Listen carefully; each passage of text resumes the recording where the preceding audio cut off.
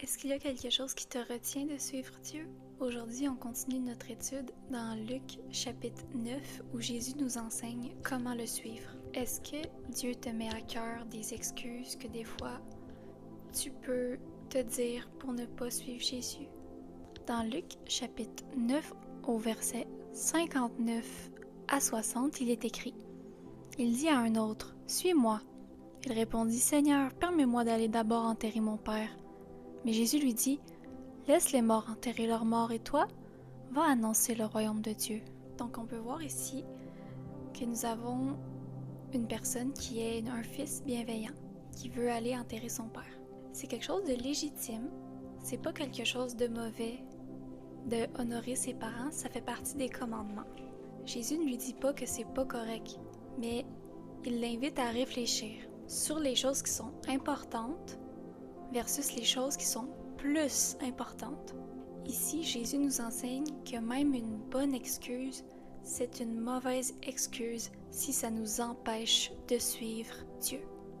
Jésus utilise ici un exemple extrême, ce qui nous amène à réfléchir à nos excuses que nous on se donne. Donc si ça, ce n'est pas une bonne raison, toutes les raisons qu'on peut se donner, nous, dans la vie de tous les jours, ne le sont pas non plus. Dieu veut qu'on arrive, peu importe nos circonstances, et qu'on le suive. Faut pas attendre. Pour cet homme-là, le problème, c'est que c'était une excuse pour pas suivre Dieu. Bien sûr, on peut faire des bonnes choses, mais ça ne doit pas nous empêcher de le suivre. On devrait être capable de faire les choses qu'on fait tout en partageant le royaume des cieux aux autres et d'obéir à Dieu. Est-ce que Dieu te met à cœur ce matin qu'il y a quelque chose qui t'empêche de faire ce qui est le plus important? Est-ce que quelque chose nous retient de suivre Dieu, de lui obéir, de lui être fidèle et de partager sa parole? Sache que Dieu t'aime. Dieu veut te révéler les bonnes mauvaises excuses et les mauvaises excuses dans ta vie qui t'empêchent de le mettre en premier et de le suivre.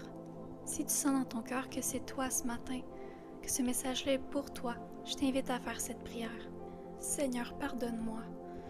Souvent, je me trouve des excuses, Père, pour pas te suivre. Souvent, je remets à plus tard. Père, révèle-moi les choses qui m'empêchent de te suivre ou qui me font remettre à plus tard. Aide-moi à m'en délivrer, Père, pour que je puisse te mettre en